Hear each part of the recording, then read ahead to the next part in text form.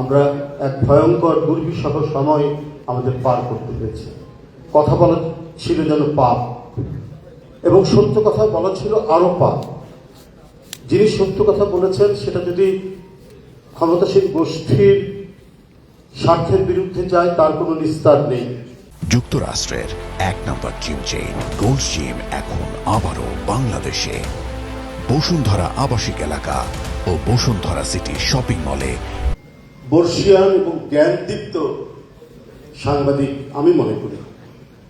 আমরা পাশাপাশি কারাগারের কক্ষে ছিলাম।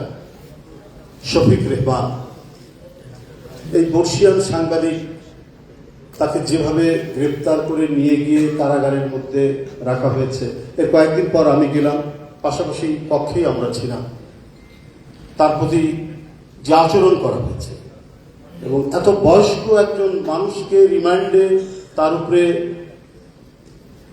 যে আচরণগুলো করা হয়েছে, সবকিছু মিলিয়েই তো আমরা একটা ঘন কালো অন্ধকার পার করেছি।